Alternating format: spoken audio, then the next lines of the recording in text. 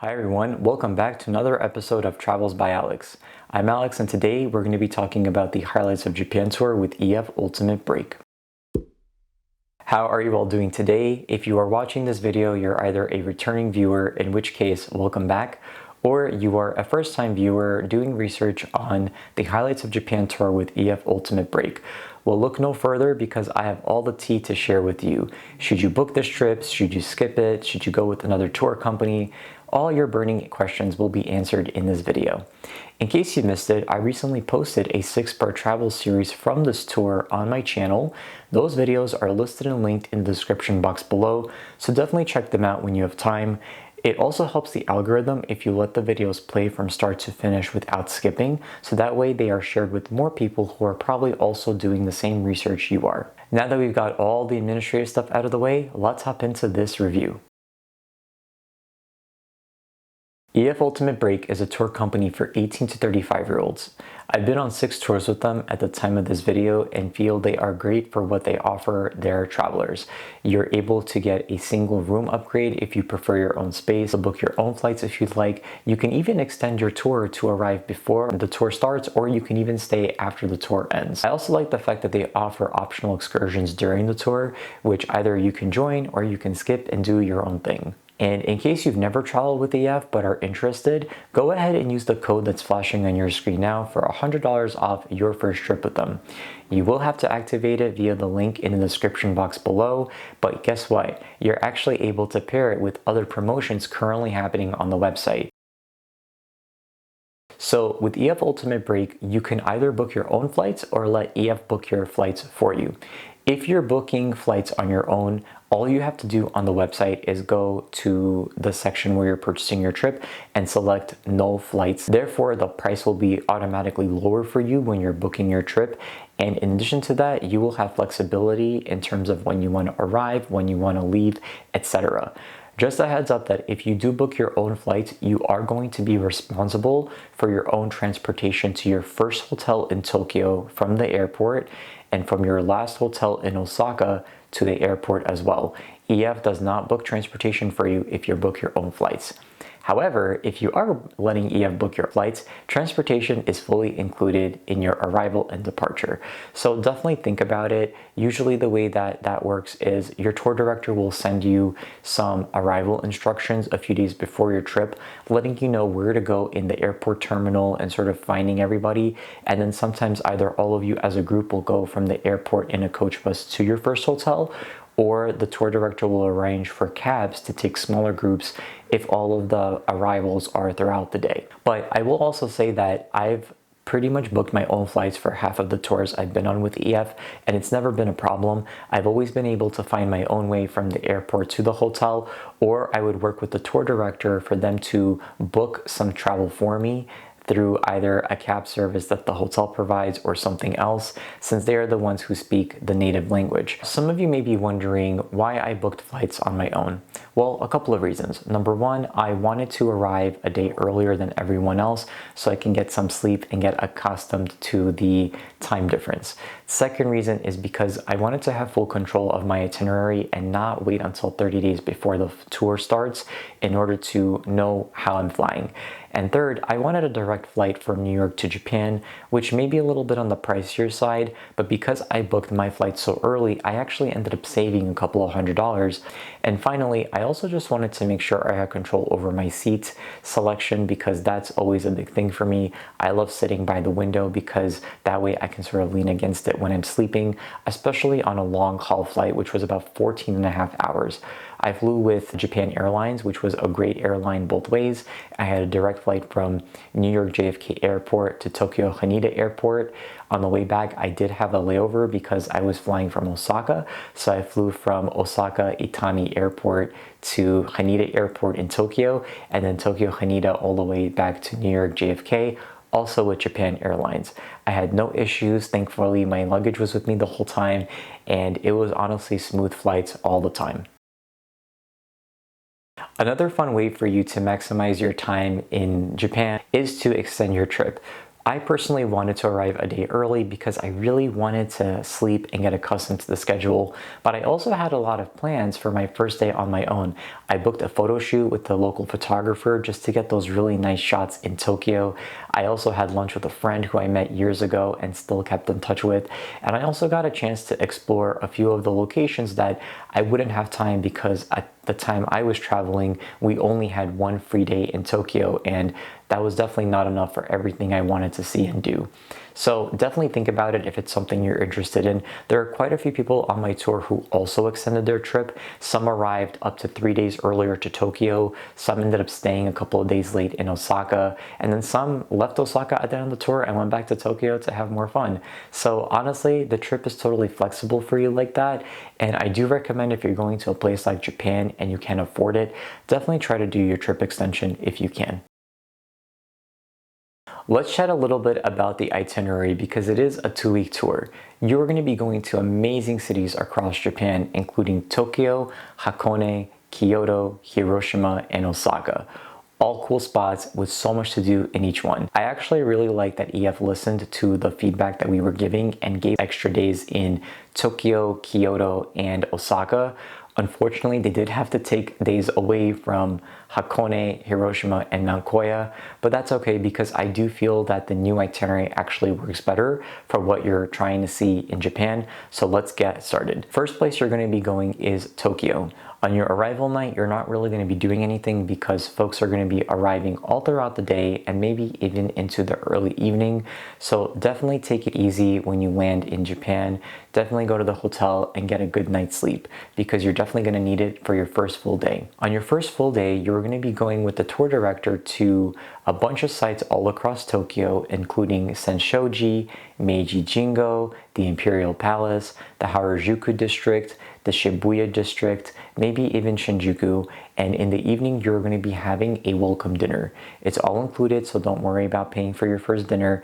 But I will say that I believe it's going to be a hot pot style, so if you are somebody with dietary restrictions, especially if you're a vegetarian, it may be hard for you to actually have a good meal there because when I was there, they gave me stuff like peppers and celery and corn, I think, to grill, and I felt like that was not really a real meal. Just a heads up for you if you are a vegetarian and have dietary restrictions, there is also rice and miso soup available and potato salad, so definitely other vegetarian options that you can nibble on, but the welcome dinner for me honestly was a disappointment. If you have no dietary restrictions, there is tons of awesome stuff for you to try. And then on your 2 free days that you have in Tokyo, you can basically do whatever you want.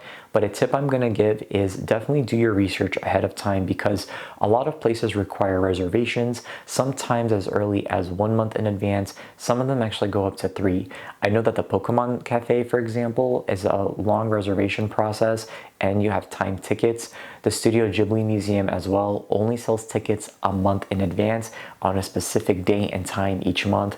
And I'm actually going to be doing a separate video all about the Ghibli Museum coming up after this video, so definitely keep your eyes open for that. And then there's also other fun stuff to do like Team Lab Planets, or you can go to any of the animal cafes or museums or gardens or parks. Honestly, the sky's the limit with Tokyo. There is just an abundance of things to see and do, so definitely plan ahead. After you're done in Tokyo, you're going to be heading over to Hakone, which is a beautiful area for you to visit and see Mount Fuji.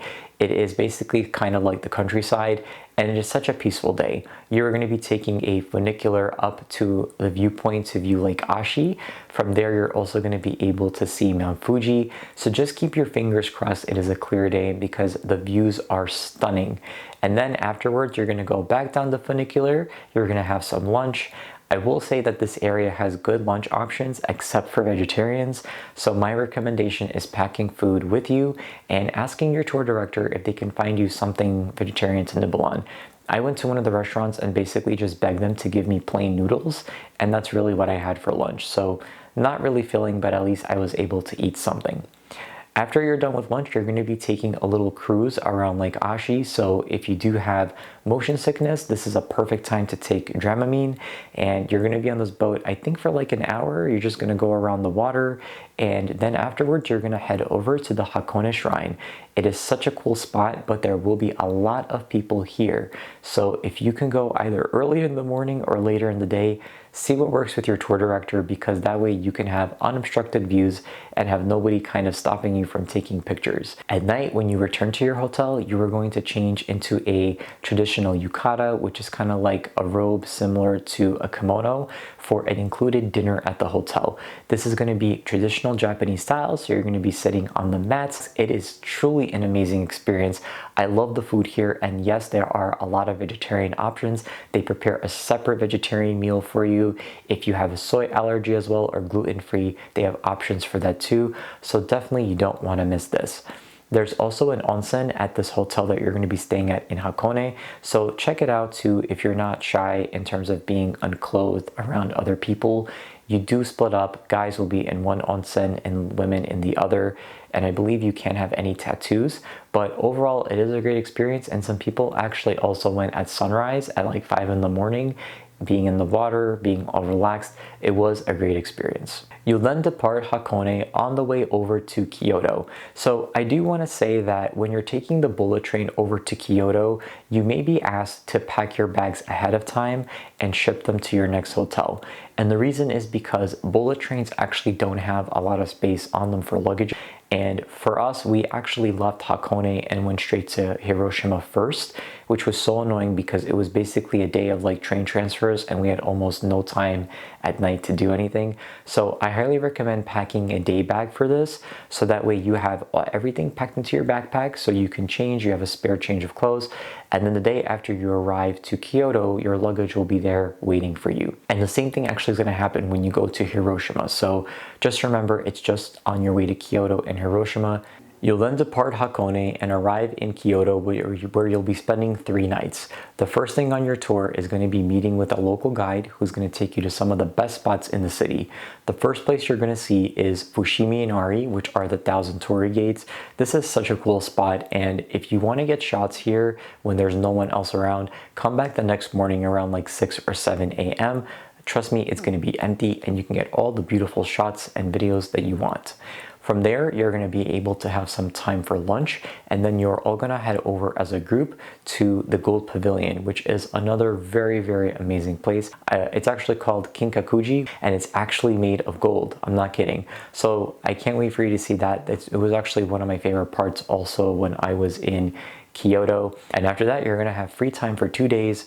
And honestly, you can do so much on these days. You can go to the Arashiyama Bamboo Forest, which is another great place to explore, especially early in the morning. You can actually do that first, and then Fushimi Inari, and then spend the rest of the day shopping, having food, doing a tea ceremony, whatever it is you'd like. I do also recommend taking a day trip over to Nara, because it's only about an hour away from Kyoto, and EF doesn't really offer like an included day in Nara anymore because we no longer will be going to Mount Koya, but I believe that they do offer an optional excursion on your last day in Osaka where you can go with the group to Nara. So if you have plans when you're in Osaka and don't have time for the optional excursion, you can technically go on your own on one of your free days in Kyoto and you won't be disappointed. All right, and now we're going to be saying goodbye to Kyoto and hello to Hiroshima.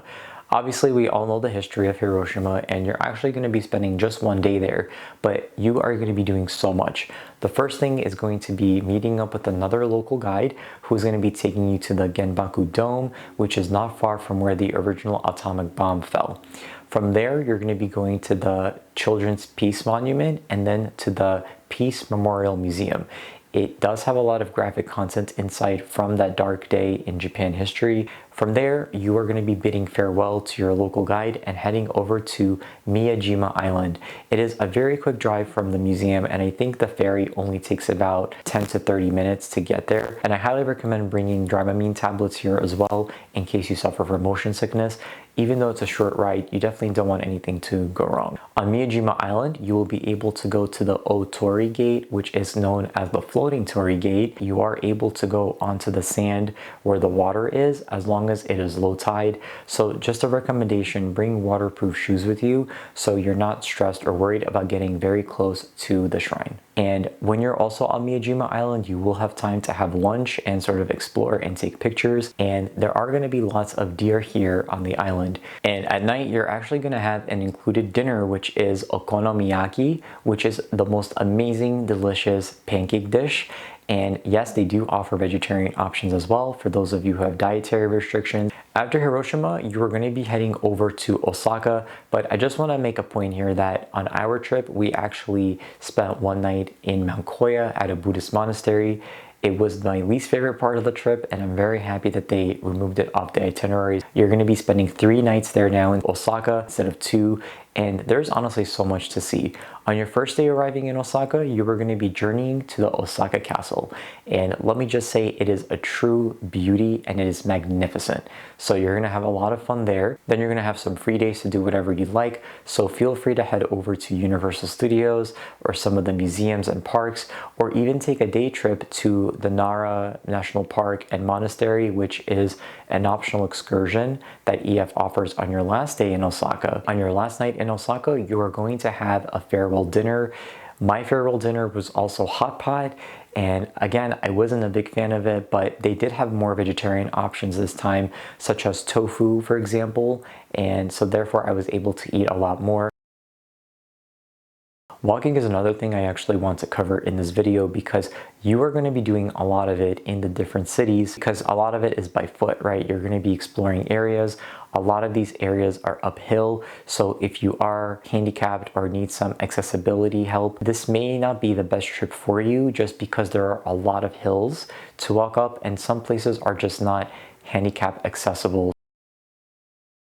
So now you're probably wondering, after I said you're going to be walking a lot, if that means you'll ever be in a bus. So yes, this tour does offer you a nice coach bus with air conditioning, and unfortunately there is no Wi-Fi on these, but that's okay because you are going to still have an amazing time. Coach buses usually take you from one city to the other, except when you're heading to Kyoto and Hiroshima, that you will be commuting to via bullet train. And there are going to be some ferries and boats that you're going to be taking for little excursions, such as when you're at Lake Ashi, you're going to be taking a little boat around the lake, which is not going to be that long, but just remember that that's part of the tour. And then also the ferry that you're going to be taking to and from Miyajima Island when you are in Hiroshima. And then other than that, you can take subways, you can take buses, you can walk. And I will say that the subways are extremely safe and easy to navigate. I actually had Google Maps with me and it told me exactly which platform to go to and which train to take. What I also like about the train stations is that it always told you which direction the train is going and what's going to be the next stop. Alright, now we are going to talk about accommodations, which I'm sure a lot of you are really excited to hear about. So I will say, because this is an Ultimate Plus trip, you are staying in updated accommodations and you will only be having one roommate. The only time that this is not the case is when you're going to be in one night in Hakone, because you will be staying in a ryokan style hotel room, which is basically sleeping on a futon. They call that tatami style. And don't be worried, it's honestly super comfortable, and I really liked that hotel, and actually was a bit bummed that I was in a Western style room because I had paid extra for a single room upgrade. By the way, speaking of single room upgrades, you are able to do that. My recommendation is to do it as early as possible because you want to ensure that EF can secure a single room for you. Obviously, the bigger the tour is, the more people may want single rooms. So just make sure that you are guaranteed that when you book your trip, it is going to be an extra fee. I don't really remember how much it is per night, so just call EF and ask. But in my opinion, it is totally worth it, especially if you're going by yourself and you like privacy or quiet time. For me, I enjoyed it because I was able to film my room tours. I was able to plan out what I'm going to be filming the next day, go through my footage, respond to emails. It was just very nice to have my own peace and quiet after a long day of walking and traveling and exploring. And the other thing that I like about all these hotels is that they are centrally located and pretty nice and upscale. So my recommendation is whether you are booking your own room or you are going to be sharing with one other person, the accommodations for the most part will be great. All right, so the next topic I want to talk about is packing, because this is something that a lot of people have been asking me about. So I am here today to peel back the layer and talk about everything I packed on this trip and learnings I had, because I will admit I am a chronic overpacker and I definitely overpacked for this trip. So the way that I packed for this trip is I had one giant luggage that weighed exactly 50 pounds on my trip. I kid you not.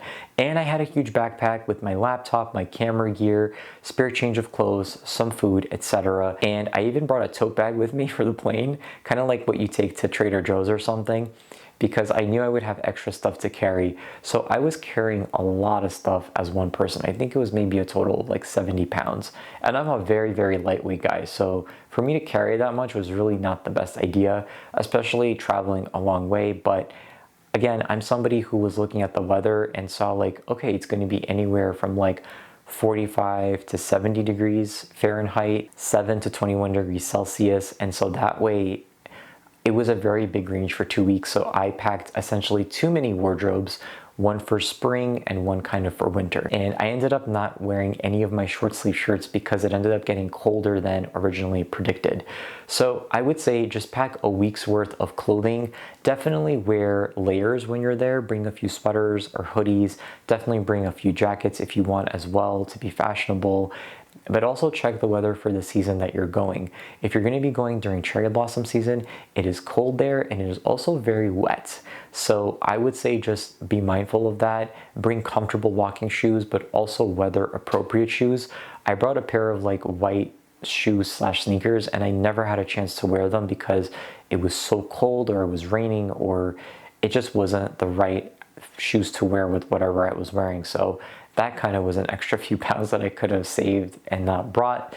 And I also recommend, if you are worried about underclothes or just clothing in general, there are laundry services available in most of the hotels you stay at. So let's say when you get to Kyoto, that's actually a great time for you to do your laundry once you get your luggage shipped over from Hakone. You can talk to the hotel and they actually offer 24-hour laundry service. So you hand it to them, I think, in the morning or at night, and then you get it the next day. Very good to do. It is also not expensive and they do it for you. So while you're out exploring Japan, someone is washing your clothes. And then when you come back, it's all ready to go for you. So that's just something I recommend if you want to save on space. Other stuff that I brought on this trip were a cap, as you can see me wearing right now, a couple of scarves, jackets, sweaters, hoodies. I brought two pairs of shoes with me besides the white sneakers, one for walking and one for kind of rain activities. And that was fine. I actually got to wear both of them and just altered between the two. I brought some jeans with me, obviously underclothes, toiletries. I did not bring a tripod actually with me. I was very good in terms of what I brought camera-wise. I had my DSLR, I brought one lens, I brought my audio gear and my cell phone, and that's how I made all of my content for this trip. Actually, now that I think about it, everything that I filmed was on my phone that I posted on YouTube, so that was actually really cool and a smart way to save on space. Other things that I brought on this trip were slippers, a hair dryer, motion sickness tablets and other medications, an umbrella, a tote bag, a travel bag, and an overnight bag. I think all these are super important. I obviously brought face masks for each day just in case of COVID restrictions. I also brought with me sanitizer, my laptop, and an external hard drive to save all my footage. So as you can see, there is a lot there. I think I just overpacked on clothing because I didn't know how hot or cold it would be, and I'm somebody who just gets cold so easily, so I wanted to have as many layers as possible. All right, so now I actually want to talk about some items I highly recommend packing that you may not be considering. So number one is an AirTag, whether it is from Apple or Samsung. It is very important to put that in your luggage, especially if you are checking it in, just because you will have peace of mind knowing that your luggage is with you at all times. So just highly recommend that, especially in the days and times of luggages being lost or misplaced at airports. Another thing I would recommend is bringing two pillowcases with you from home. I'm somebody who uses silk pillowcases, and because my head is already familiar with my pillowcases, it actually helps me fall asleep faster when I am abroad. I've actually been telling a few people about this trick, and once they started doing it, they said it was so much easier for them to fall asleep because they felt less weird being in a new spot. That way you have, you know, one pillowcase for 1 week, then you can put it in the laundry or just have a separate pillowcase for the following week. The third item that I want to talk about is bubble wrap. Why do I say bubble wrap? Because when you're in Japan or any other trip, you may be buying items that are fragile. I even bought some items at the Ghibli Museum that were a little fragile, and I was so happy that I had this bubble wrap with me. So just a recommendation, you don't have to, but bubble wrap and some tape will definitely help go a long way. And finally, the other thing that's very important is a dietary restriction card. So in the description box below, I'm going to be linking you to the one that I used, but this one was honestly a lifesaver. It said basically that I don't eat any sort of meat, no dashi, no fish, nothing. I can only be vegetarian. It's all in Japanese. It's also in English. Anywhere I went, I would show this card to the server or to the kitchen staff, and then they were able to figure out if they had anything for me that I can eat. Trust me, it will definitely help you. They even have options there if you're soy allergies or if you're gluten-free or dairy-free, etc. Lots of good options. So I would say print out a few of these or print out one or two and just laminate it. So that way you can always pull it out like a little card and show it to any restaurant you go to. So another thing I want to talk about is Wi-Fi. I highly recommend renting pocket Wi-Fi through Japan Wireless because this will save you literally. Like there are so many spots we went to that people did not have signal, and even though I always had service through my phone provider and it was free, I just felt like having pocket Wi-Fi was a game changer. My speed was super fast. It was even faster than the regular service here in New York. So I love that. I think Japan Wireless does a great job of offering the service to you. You do need to reserve it at least a few days in advance. You can have them ship it to the airport that you are arriving at or even to your first hotel. It is super easy to charge. It's just one little box that you can fit in your pocket. There is a little wire to charge it. There is a portable little charger box as well. It's like a rechargeable battery. And at the very end, what you do is you return it in an envelope that they provide you as well. You have to package it a certain way and then put it into one of the red mailboxes. They give you all of these instructions when you get it, and it's super easy to return. I actually returned mine when I got to the Osaka airport, and I went online to see where this mailbox was at the airport. So my first stop was to return this and then go into the airport and check in. When you register for a tour with EF Ultimate Break, you can join the EF Ultimate Break app, and you can actually see a group chat that will appear up to 3 months before your tour begins. So definitely don't be afraid to put yourself out there and introduce yourself. I would like to say though that one thing I was not particularly a fan of on my tour is the fact that we had 41 people on this trip, including myself. I felt that was way too big of a number, and honestly, I felt at times that it was hard for the tour director to kind of keep an eye on 41 people because we were a large group and we did split up a lot during times. So one feedback that I shared with EF is that for Japan tours, I think it's better to cap it at around 30 people. So if you're somebody who prefers to travel with smaller groups, definitely reach out to EF and ask them how many people are in your tour. You actually can see that number in the app, but if you feel it's getting too big, you can totally reach out to them and reschedule for a different date where there are less people signed up. So tour directors, for the most part, have been a good experience for me on EF tours. They are usually responsive, organized, etc. So if you are somebody who's very nervous about the type of tour director you'll get, kind of like when we're in college and we're not sure which professor to sign up for, take a look at the EF site and read reviews of previous Japan tour experiences. You'll see some names that keep reappearing, and maybe one of those tour directors are who you want to travel with. So my recommendation is, if that's the case, give EF a call and be like, hi, is so-and-so available on a tour? If so, what dates are they running these tours on? And see if EF can place you on there. That way you're traveling with maybe a more experienced tour director who has done this tour several times or is known for doing certain activities, because every tour will vary slightly depending on who you have as a tour director. And one example is going to be certain tour directors plan different activities for you on the trip that are separate from optional excursions. Like a friend of mine did the same tour and her tour director took them to a baseball game. Whereas on my tour, I actually asked our tour director on our first day in Hakone if we can go to Chiredo Pagoda, which is a beautiful viewpoint for Mount Fuji. And instead of actually doing the EF version of the itinerary, we all went there in the morning instead. And honestly speaking, I personally had a great time and I was grateful for the tour director for taking us to the spot. The next thing I want to talk about is language and culture in Japan. So, language. I know a lot of people are sometimes nervous going to a country like Japan because they're worried that nobody there speaks English. And I have to be honest with you, I had no issues navigating around Japan. Every single person who's Japanese that I went up to was so polite, so kind, and they tried their best to help me navigate. Even if they did not speak English, they still tried to help me. And one thing that I found that worked for me was Google Translate. I took out my phone, I would speak into Google Translate in English and have it translate in Japanese what I'm trying to say.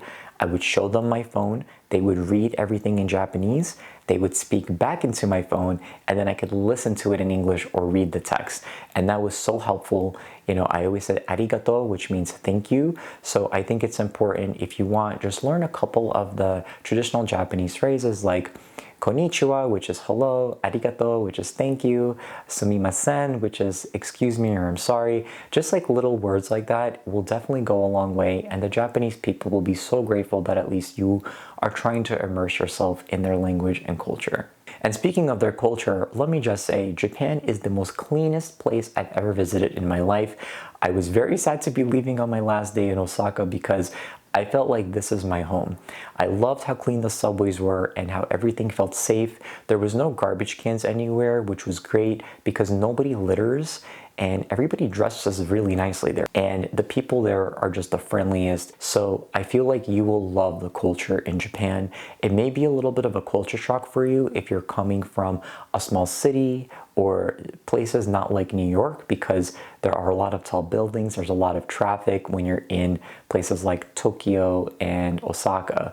So just bear in mind that you may be overwhelmed like for the first few minutes, but I promise you, once you kind of get the lay of the land, you will never want to leave. You'll want to stay there and have fun. All right, so now I want to talk a little bit about food and dining because as you heard a lot in this video, I actually had a bit of a difficult time finding food that I can eat in Japan because I was primarily vegetarian. So that's why, like I recommended, the little card that I was talking about earlier is super helpful. The site is linked below and you can actually see different options there that may actually be helpful to you. But I will say that no matter what kind of dietary restrictions you have, the food in Japan is so clean, healthy, and absolutely delicious. I did not hate a single meal I had, even though most of the food I ate was basically ramen or soba or udon noodles. But everywhere I went where I was able to get like a salad or I was able to eat the different rice or have miso soup, everything was just delicious. And don't get me started on the desserts and matcha and everything else because I was, let's say, the sweets monster there. I had every type of cake imaginable. If you watch my series, you would see for my birthday, I had like a chocolate cake slice, and then I had a sakura chiffon cake slice from Starbucks. I had mochi, I had dango, I had so much different ice cream, all the matcha I can eat. I even tried sakura ice cream, which is a seasonal flavor specific to cherry blossom season. So if you're there around March and April, definitely check out the sakura ice cream. You will not be disappointed. It is definitely a one-of-a-kind taste. And of course, one other thing I'd like to mention are those vending machines. Let me tell you something. Those vending machines have such interesting foods. You can have hot food, cold food, canned food, beverages, whatever. So many great things to try. Definitely don't skip the opportunity to have something from the vending machine, even if it's just an ice cream sandwich. All right, so now let's talk a little bit about money and shopping. So I had a few viewers who had reached out to me asking if there was time for shopping when we were, let's say, at the train stations or in museums. The answer is yes. The great thing about EF Tours is that they always did budget time for us to go off on our own if we had guided tours. so we can take our photos and videos and even do some shopping. I would recommend that the best places for shopping on this trip would be in Tokyo if you want more of the mainstream items. And then if you want something more traditional, I would say Hakone and Kyoto is where it's at. Maybe even Miyajima Island. I personally felt that the worst place for shopping was Osaka, because by then I felt like I've already kind of seen everything that I wanted, and I actually regretted not doing most of my shopping in Kyoto. One other thing I'd like to mention is that cash is king in Japan. Yes, a lot of places take credit cards, but in places like Kyoto and Hakone, which are a little bit more traditional Japan, cash is really your friend, because some places just don't accept credit cards. So I would say always try to bring cash with you. Ask your tour director where is the nearest ATM. Also bring a coin purse with you or a little plastic bag, because the Japanese people love to give you coins. A lot of your change is going to be in coins, but then you can use it for like good luck in certain shrines. You can use it for prayers. You can even use it in those coin machines if you want to play the claw grabber, you know, if you wanted to get a toy or something, or in any of the arcades. I actually spend all of my coins in those arcades because there are so many fun ones to go to. So also, when you're in Japan and you're handling money, it is always important to put your cash or your credit card or coins onto the little dish that's in front of the cashier, because that's what they're going to do. They're going to take the money from there. They are going to process it, then they're going to put back your change or your credit card or your receipt on this little dish. It's not customary to hand them money to their hands. It's important to put it on the dish.